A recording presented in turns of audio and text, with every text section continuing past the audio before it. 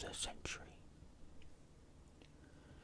Each of these stories is only 8 pages long, so I decided to do them both together. Alright.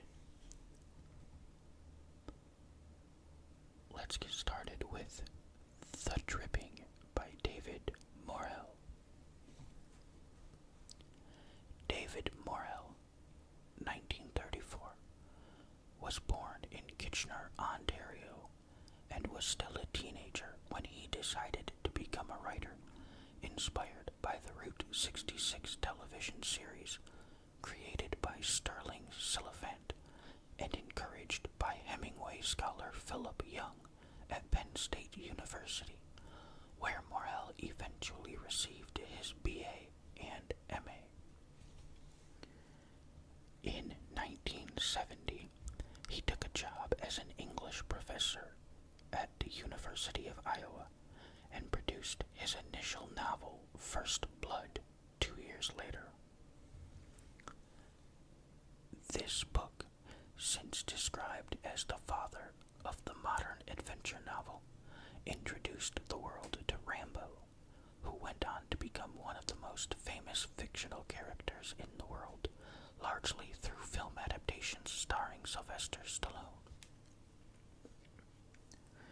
John Rambo, the famous name came from a variety of apple, is a Vietnam War vet, a troubled, violent former Green Beret warrior trained in survival, hand-to-hand combat, and other special martial skills.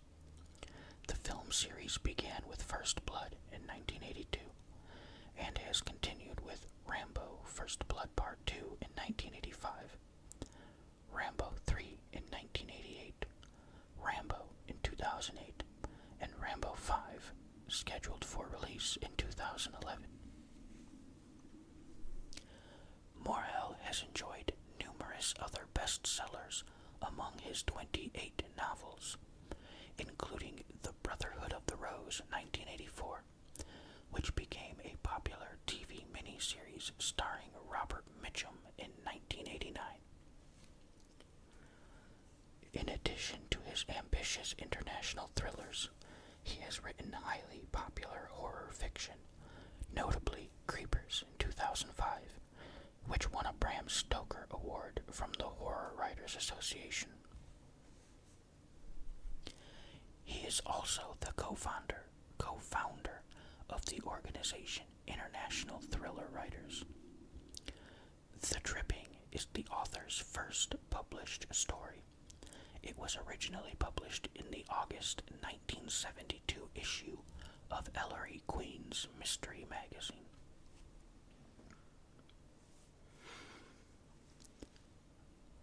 That autumn, we live in a house in the country, my mother's house, the house I was raised in.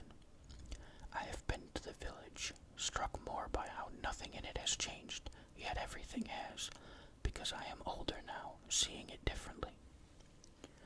It is as though I am both here now and back then, at once with the mind of a boy and a man. It is so strange doubling, so intense, so unsettling, that I am moved to work again, to try to paint it. So I study the hardware store, the grain barrels in front, the twin square pillars holding up the drooping balcony, onto which seared wax-faced men and women from the old people's hotel above come to sit and rock and watch. They look like the same aging people I saw as a boy. The wood of the pillars and balcony looks so splintered. Forgetful of time while I work, I do not begin the long walk home until late at dusk. The day has been warm, but now in my shirt I am cold, and a half-mile long I am caught in a sudden shower, and forced to leave the gravel road for the shelter of a tree, its leaves already brown and yellow. The rain becomes a storm, streaking at me sideways, drenching me. I cinch the neck of my canvas bag to protect my painting and equipment and decide to run, socks spongy in my shoes. When at last I reached the lane down to the house and barn. The house and barn. They and my mother, they alone have changed, as if as one, warping, weathering, joints twisted and strained, their gray so unlike the white I recall as a boy. The place is weakening her. She is in tune with it, matches its decay. That is why we have come here to live, to revive. Once I thought to convince her to move away, but of her 65 years she has spent 40 here, and she insists she will spend the rest, what is left to her. The rain falls stronger as I hurry past the side of the house. The light on in the kitchen, supper time, and I am late. The house is connected with the barn the way the small base of an L is connected to its stem. The entrance I always use is directly at the joining, and when I enter out of breath, clothes clinging to me cold and wet, the door to the barn to my left, the door to the kitchen straight ahead, I hear the dripping in the basement down the stairs to my right. Meg, sorry I'm late, I call to my wife, setting down the water-beaded canvas sack, opening the kitchen door. There is no one. No settings on the table. Nothing on the stove. Only the yellow light from the 60-watt bulb in the ceiling. The kind my mother prefers to the white of 100. It reminds her of candlelight, she says. Meg, I call again, and still no one answers. Asleep, I think. Dusk coming on, the dark clouds of the storm have lulled them, and they have lain down for a nap, expecting to wake before I return. Still the dripping. Although the house is very old, the barn long disused, roofs crumbling, I have not thought it all so ill-maintained. The storm so strong that water can be seeping past the cellar windows, trickling, pattering on the old stone floor. I switch on the light to the basement, descend the wood stairs to the right, worn and squeaking, reach where the stairs turn to the left the rest of the way down to the floor, and see not water dripping. Milk. Milk everywhere. On the rafters, on the walls, dripping on the film of milk on the stones, gathering speckled with dirt in the channels between them. From side to side and everywhere. Sarah, my child, has done this, I think. She has been fascinated by the big wood dollhouse that my father made for me when I was quite young. Its blue paint chipped and peeling now. She has pulled it from the far corner to the middle of the basement. There are games and toy soldiers and blocks that have been taken from the wicker storage chest and played with on the floor, all covered with milk. The dollhouse, the chest, the scattered toys, milk dripping on them from the rafters, milk trickling on them. Why has she done this, I think? Where can she have gotten so much milk? What was in her mind to do this thing? Sarah, I call. Meg. Angry now, I mount the stairs into the quiet kitchen. Sarah, I shout. She will clean the mess and stay indoors the remainder of the week.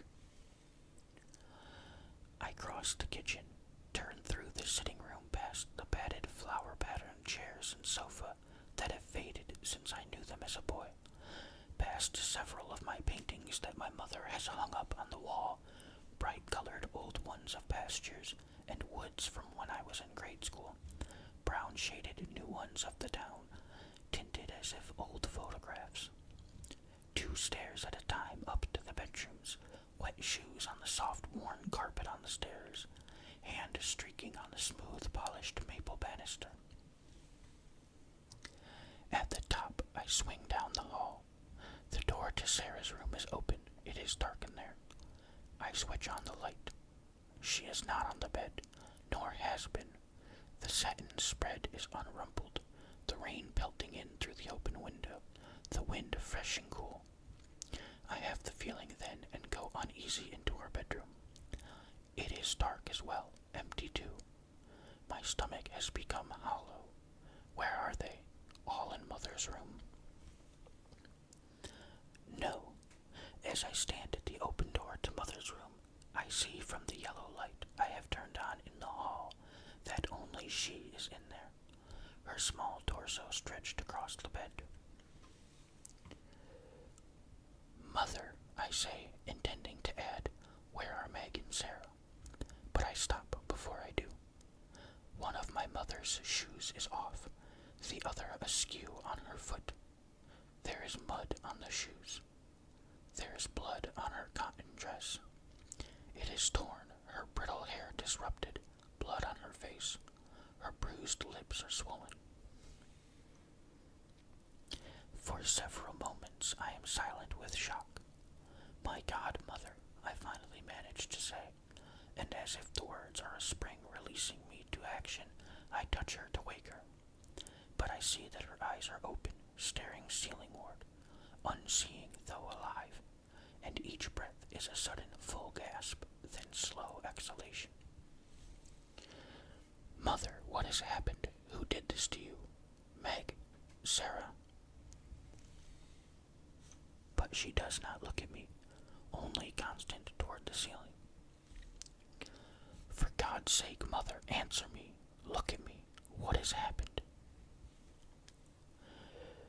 Nothing. Eyes sightless. Between gasps, she is like a statue. What I think is hysterical, disjointed, contradictory. I must find Meg and Sarah. They must be somewhere beaten like my mother, or worse. Find them. Where? But I cannot leave my mother. When she comes to consciousness, she too will be hysterical, frightened, in great pain. How did she end up on the bed? In her room, there is no sign of the struggle she must have put up against her attacker. It must have happened somewhere else. She crawled from there to here. Then I see the blood on the floor, the swath of blood down the hall from the stairs. Who did this? Where is he? Who would beat a gray, wrinkled, arthritical woman? Why in God's name would he do it? I shudder. The pain of the arthritis as she struggled with him. Perhaps he is still in the house, waiting for me. To the hollow sickness in my stomach now comes fear, hot, pulsing, and I am frantic before I realize what I am doing. Grabbing the spare cane my mother always keeps by her bed, flicking on the light in her room, throwing open the closet door, and striking in with the cane. Viciously, sounds coming from my throat, the cane flailing among the faded dresses. No one. Under the bed. No one. Behind the door. No one. I search all the upstairs room that way, terrified, constantly checking behind me, clutching the cane and whacking into closets, under beds, behind doors, with a force that would certainly crack a skull. No one. Meg. Sarah. No answer, not even an echo in this sound-absorbing house. There is no attic, just an overhead entry to a crawl space under the eaves, and that opening has long been sealed. No sign of tampering. No one has gone up. I rush down the stairs, seeing the trail of blood my mother has left on the carpet, imagining her pain as she crawled, and searched the rooms downstairs with the same desperate thoroughness. In the front closet, behind the sofa and chairs, behind the drapes. No one. I lock the front door, lest he be outside in the storm, waiting to come in behind me. I remember to draw every blind, close every drape, lest he be out there peering at me. The rain pelts insistently against the window panes. I cry out again and again for Meg and Sarah, the police, my mother, a doctor. I grab for the phone on the wall by the front stairs, fearful to listen to it, afraid he has cut the line outside. But it is droning, droning, for the police, working the handle at the side around and around and around. They are coming, they say. A doctor with them. Stay where I am, they say. But I cannot. Meg and Sarah, I must find them. I know they are not in the basement where the milk is dripping. All the basement is open to view. Except for my childhood things, we have cleared out all the boxes and barrels and the shelves of jars the Saturday before. But under the stairs. I have forgotten about under the stairs, and now I race down and stand dreading in the milk. But there are only cobwebs there, already reformed from Saturday when we cleared them. I look up at the side door I first came through, and as if I am seeing through a telescope, I focus largely on the handle. It seems to fidget. I have a panicked vision of the intruder bursting through, and I charge up to lock the door, and the door to the barn. And then I think, if Meg and Sarah are not in the house, they are likely in the barn. But I cannot bring myself to unlock the barn door and go through. He must be there as well. Not in the rain outside, but in the shelter of the barn. And there are no lights to turn on there. And why the milk? Did he do it, and where did he get it? And why? Or did Sarah do it before? No, the milk is too freshly dripping.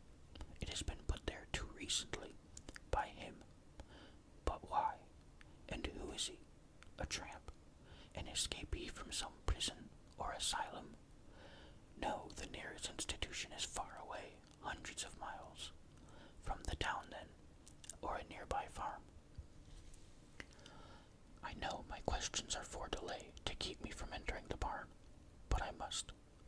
I take the flashlight from the kitchen drawer and unlock the door to the barn, force myself to go in quickly, cane ready, flashing my light. The stalls are still there, listing, and some of the equipment, churners, separators, dull and rusted, webbed and dirty. The must of decaying wood and crumpled hay, the fresh, wet smell of the rain gusting through cracks in the walls. Once this was a dairy, as the other farms around still are. Flicking my light toward the corners, edging toward the stalls, boards creaking, echoing, I try to control my fright, try to remember as a boy how the cows waited in the stalls for my father to milk them, how the barn was once board tight and solid, warm to be in, how there was no connecting door from the barn to the house because my father did not want my mother to smell the animals in her kitchen. I run my light down the walls, sweep it in arcs through the darkness before me as I draw nearer to the stalls, and in spite of myself I recall that other autumn, when the snow came early, 4 feet deep by morning and still storming thickly, how my father went out to the barn to milk and never returned for lunch nor supper. There was no phone then, no way to get help, and my mother and I waited all night, unable to make our way through the storm, listening to the slowly dying wind. And the next morning was clear and bright and blinding as we shoveled out to find the cows in agony in their stalls, from not having been milked, and my father dead, frozen rock solid in the snow in the middle of the next field where he must have wandered when he lost his bearings in the storm. There was a fox risen earlier than us, nosing at him under the snow, and my father had to be sealed in his coffin before he could lie in state. Days after, the snow was melted, gone, the barnyard a sea of mud, and it was autumn again, and my mother had the connecting door put in. My father should have tied a rope from the house to his waist to guide him back in case he lost his way. Certainly he knew enough, but then he was like that, always in a rush. When I was 10. Thus I think as I light the shadows near the stalls, terrified of what I may find in any one of them, Meg and Sarah or him, thinking of how my mother and I searched for my father, and how I now search for my wife and child, trying to think of how it was once warm in here and pleasant, chatting with my father, helping him to milk, the sweet smell of new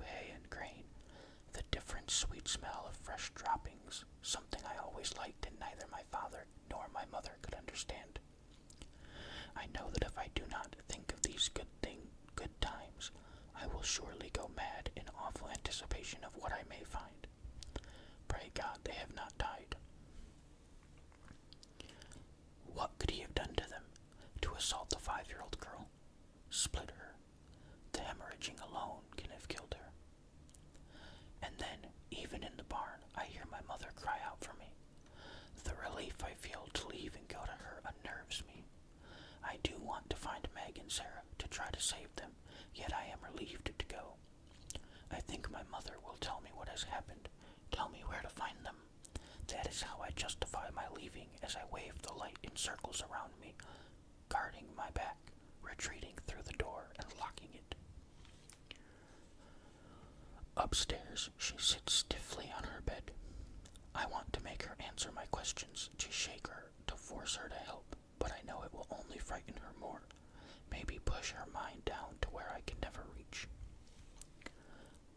Mother, I say to her softly, touching her gently, what has happened? My impatience can barely be contained. Who did this? Where are Meg and Sarah? She smiles at me, reassured by the safety of my presence. Still she cannot answer. Mother, please, I say. I know how bad it must have been, but you must try to help. I must know where they are so I can help them. She says, dolls. It chills me. What dolls, Mother? Did a man come here with dolls? What did he want? You mean he looked like a doll, wearing a mask like one? Too many questions. All she can do is blink. Please, Mother, you must try your best to tell me. Where are Meg and Sarah? Dolls, she says. As I first had the foreboding of disaster at the sight of Sarah's unrumpled satin bedspread, now I am beginning to understand, rejecting it, fighting it. Yes, Mother, the dolls, I say, refusing to admit what I know. Please, Mother, where are Meg and Sarah? You are a grown boy now. You must stop playing as a child. Your father, without him you will have to be the man in the house. You must be brave. No, Mother, I can feel it swelling in my chest. There will be a great deal of work now, more than any child should know, but we have no choice. You must accept that God has chosen to take him from us, that you are all the man I have left to help me. No, Mother. Now you are a man, and you must put away the things of a child. Eyes streaming, I am barely able to straighten, leaning wearily against the door jamb, tears rippling from my face down to my shirt, wetting it cold where it had just begun to dry.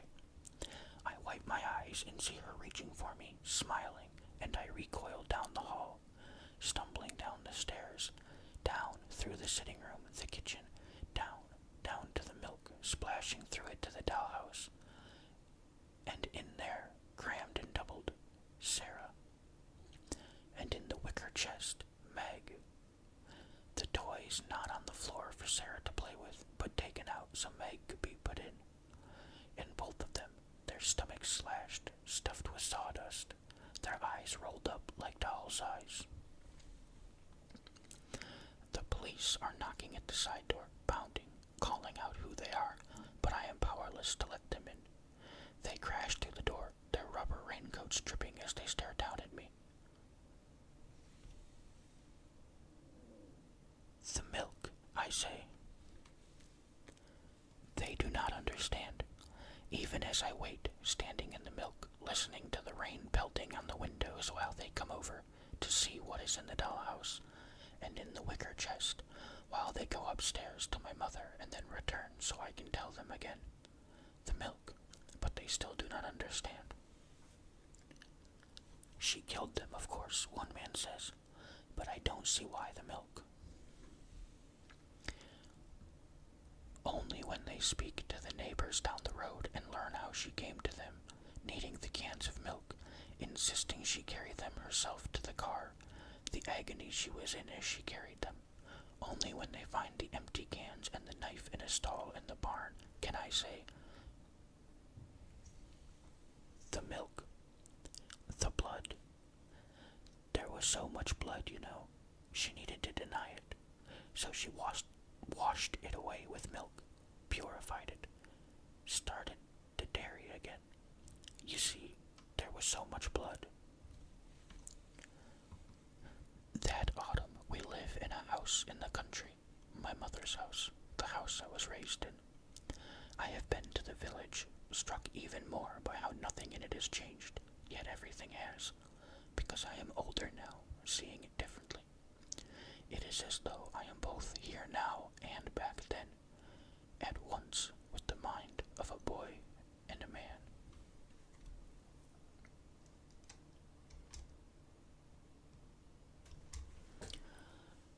Okay, that's the end of the dripping. And now we're on to our second story.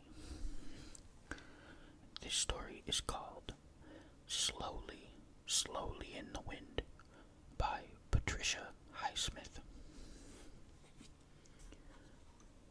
Patricia Highsmith, originally Mary Patricia Plangman, 1921 to 1995, was born in Fort Worth, Texas, and moved to New York as a child, later graduating from Barnard College.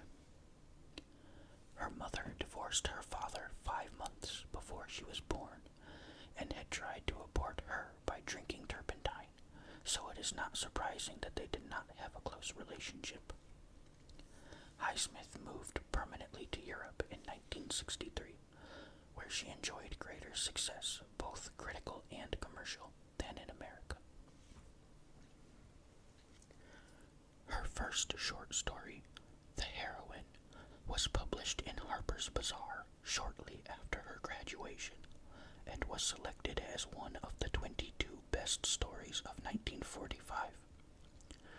Her first novel, Strangers on a Train, 1950, written while still in her 20s, was moderately successful, but became a sensation when it was acquired for the movies by Alfred Hitchcock, who directed the classic film noir and released it in 1951.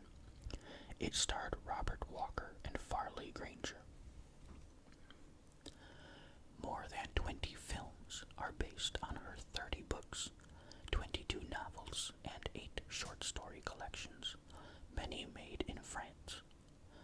Apart from the first novel, she has been most avidly read for her series about the amoral, sexually ambiguous murderer and thief, Tom Ripley, beginning with The Talented Mr. Ripley in 1955, and continuing with Ripley Underground 1970, Ripley's Game 1974, The Boy Who Followed Ripley 1980, and Ripley Underwater 1991.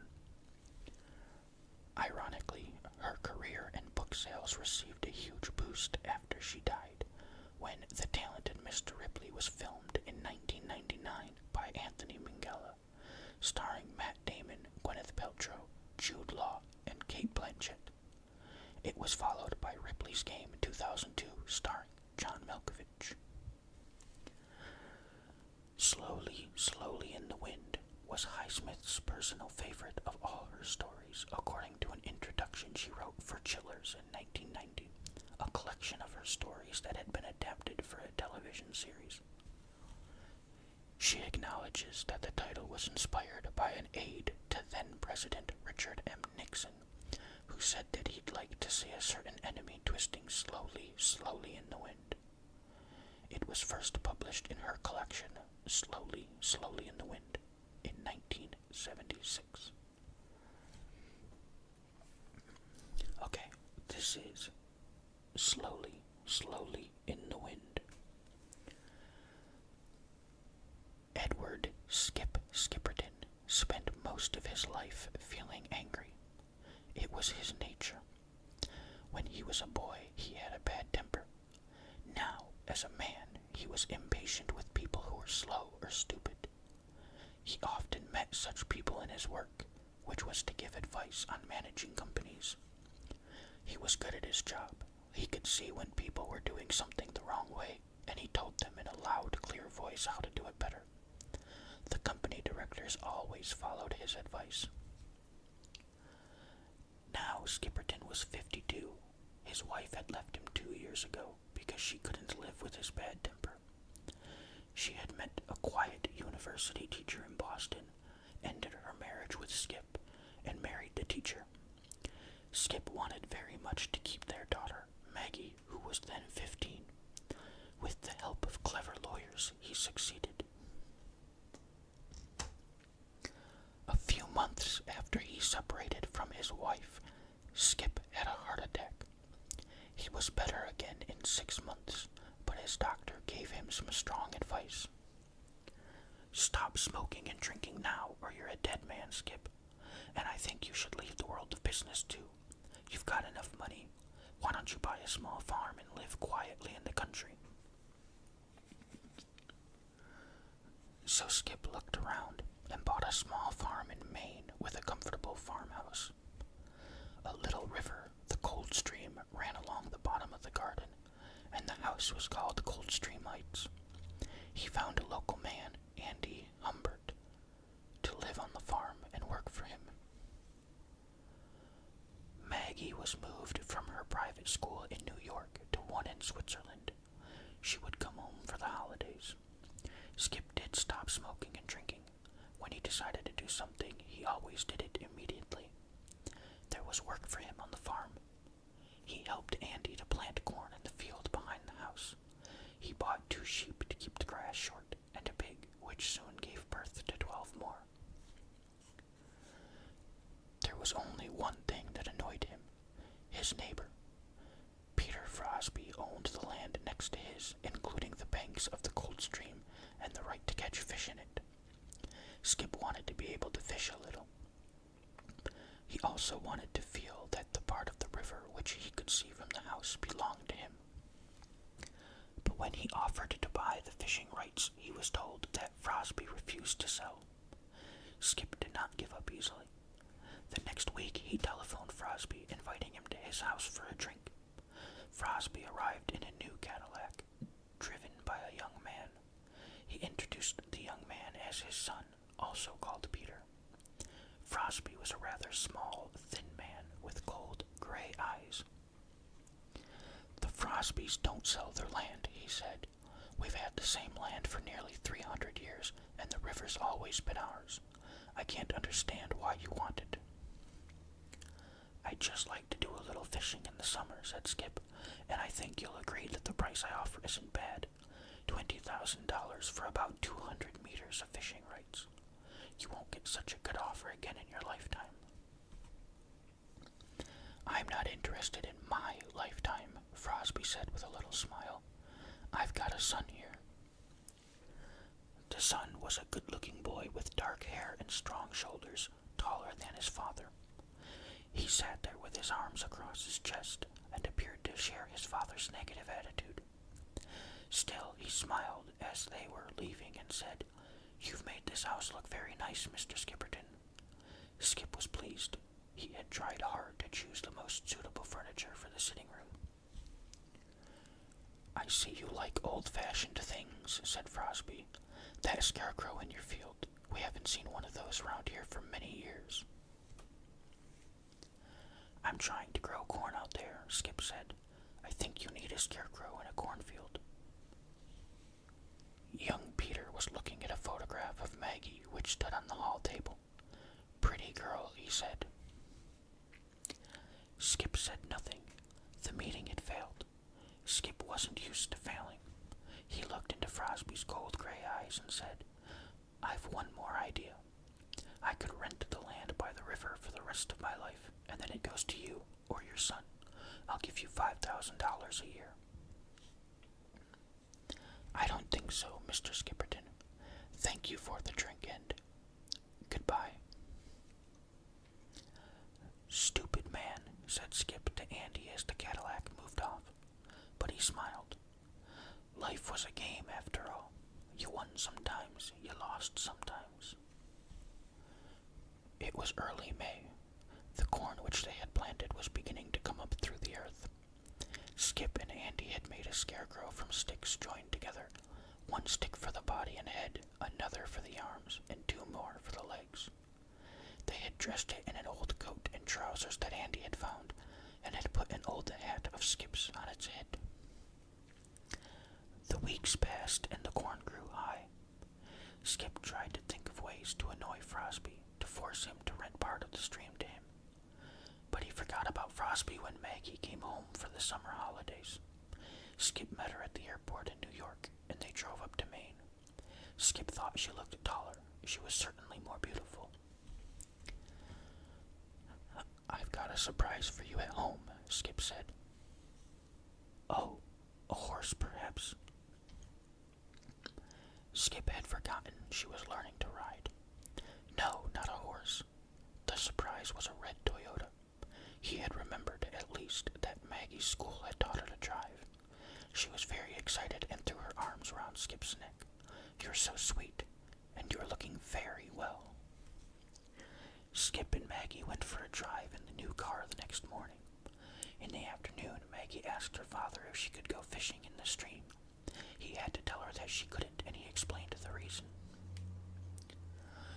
"Well, never mind. There are a lot of other things to do."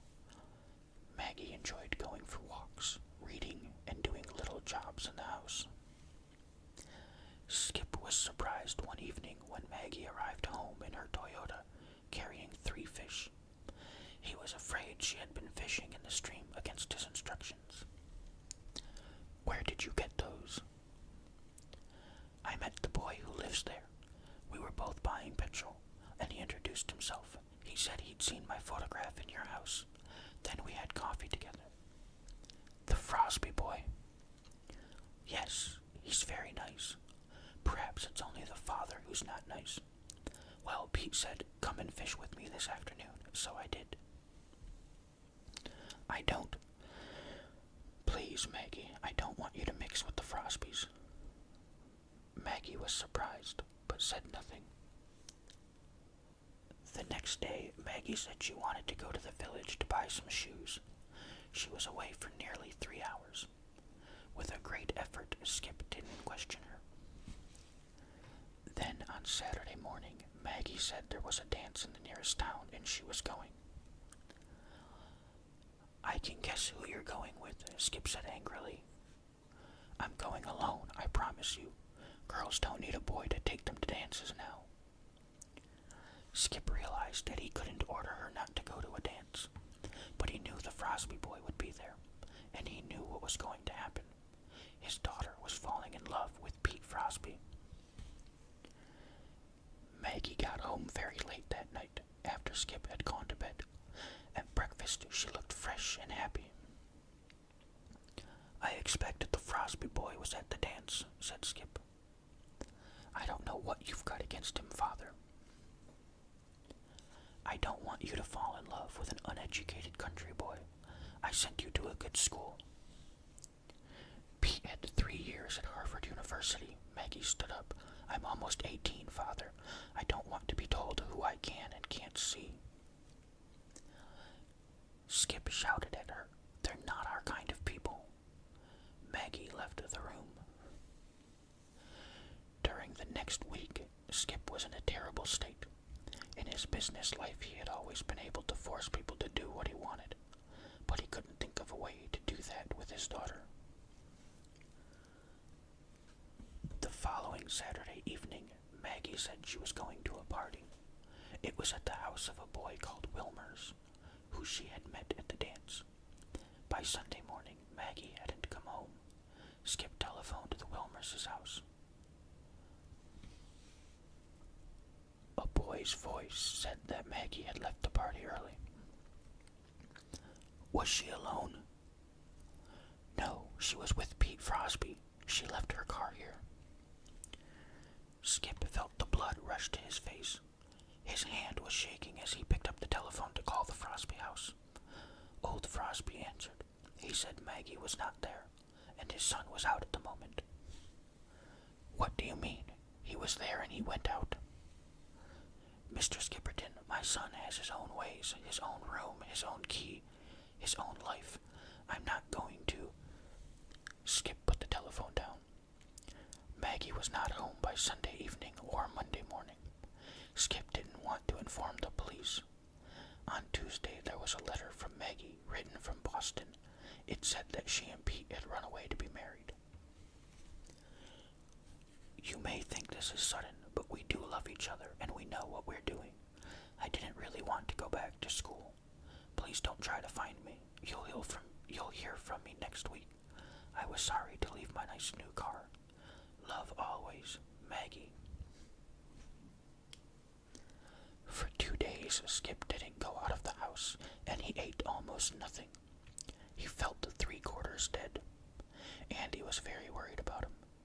When he needed to go to the village to buy some food, he asked Skip to go with him. While Andy did the shopping, Skip sat in the car, looking at nothing, but then a figure coming down the street caught his eye. Old Frosby. He hoped Frosby wouldn't see him in the car, but Frosby did. He didn't pause, but he smiled this unpleasant little smile. Skip realized how much he hated Frosby. His blood boiled with anger, and he felt much better. He was himself again. Frosby must be punished. He began to make a plan. That evening, Skip suggested to Andy that he should go away for the weekend and enjoy himself. You've earned a holiday, he said, and gave him $300. Andy left on Saturday evening in the car. Skip then telephoned old Frosby and said it was time they became friends. Frosby was surprised, but he agreed to come on Sunday morning at about 11 for a talk. He arrived in the Cadillac alone. Skip acted quickly. He had his heavy gun ready, and as soon as Frosby was inside the door, he hit him on the head several times with the end of the gun until Frosby was dead. He then took off his clothes and tied an old cloth around the body. He burned Frosby's clothes in the fireplace and hid his watch and rings in a drawer. Then Skip put one arm around Frosby's body and pulled him out of the house and up the field to the scarecrow.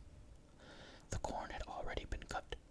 He pulled down the old scarecrow and took the clothes off the sticks. He dressed Frosby in the old coat and trousers, tied a small cloth round his face, and pushed the hat onto his head. When he stood the scarecrow up again, it looked almost the same as before. As Skip went back to the house, he turned around many times to admire his work. He had solved the problem of what to do with the body. Next, he buried Frosby's watch and rings under a big plant in the garden. It was now 12:30, and he had to do something with the Cadillac. He drove it to some woods a few kilometers away and left it there after cleaning off all his fingerprints. He hadn't seen anybody. Soon after he got home, a woman telephoned from Frosby's house, his housekeeper, Skip guessed, to ask if Frosby was with him. He told her that Frosby had left his house at about 12, and he hadn't said where he was going. He said the same thing to the policeman who came to see him in the evening, and to Maggie when she telephoned from Boston. He found it easy to lie about Frosby. Andy arrived back the next morning, Monday. He had already heard the story in the village, and also knew that the police had found Frosby's car not far away in the woods. He didn't ask any questions. In the next week, Skip spent a lot of time watching the scarecrow from his upstairs bedroom window. He thought with pleasure of old Frosby's body there, drying, slowly in the wind. After 10 days, the policeman came back with a detective. They looked over Skip's house and land, and they looked at his 2 guns. They didn't find anything. That evening, Maggie came to see him. She and Pete were at the Frosby house. It was hard for Skip to believe she was married. Pete's very worried and upset, she said. Was Mr. Frosby unhappy when he visited you? Skip laughed. No, very cheerful and pleased with the marriage. Are you going to live at the Frosby house? Yes, I'll take some things back with me. She seemed cold and sad, which made Skip unhappy. I know what's in that scarecrow, said Andy one day. Do you? What are you going to do about it? Skip asked. Nothing. Nothing, Andy answered with a smile. Perhaps you would like some money, Andy, a little present, for keeping quiet. No, sir, Andy said quietly. I'm not that kind of man. Skip didn't understand. He was used to men who liked money, more and more of it. Andy was different. He was a good man. The leaves were falling from the trees and winter was coming. The children in the area were getting ready to celebrate the evening of October 31st, when people wore special clothes and had special things to eat, and lit great fires outside and danced around them singing songs. No one came to Skip's house that evening. There was a party at the Frosby's house. He could hear the music in the distance. He thought of his daughter dancing, having a good time. Skip was lonely for the first time in his life. Lonely. He very much wanted a drink, but he decided to keep his promise to himself. At that moment, he saw a spot of light moving outside the window. He looked out. There was a line of figures crossing his field carrying lights. Anger and fear rushed through him. They were on his land. They had no right, and they were children, he realized. The figures were small. He ran downstairs and out into the field. What do you think you're doing? He shouted. Get off my property. The children didn't hear him. They were singing a song. We're going to burn the scarecrow. Get off my land. Skip fell and hurt his knee. Now the children had heard him. He was sure, but they weren't stopping. They were going to reach the scarecrow before him. He heard a cry. They had got there. There were more cries, of terror mixed with pleasure. Perhaps their hands had touched the body. Skip made his way back to his house. It was worse than the police. Every child was going to tell his parents what he had found. Skip knew he had reached the end. He had seen a lot of men in business reach the end. He had known men who had jumped out of windows. Skip went straight to his gun. He put the end in his mouth and fired. When the children came running back across the field to the road, Skip was dead.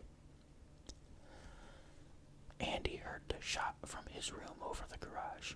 He had also seen the children crossing the field and had heard Skip shouting. He understood what had happened. He began walking toward the house. He would have to call the police. Andy decided to say that he didn't know anything about the body in the scarecrow's clothes. He had been away that weekend after all. Alright, that's the end of Slowly, Slowly in the Wind. I hope you enjoyed. Thank you for listening.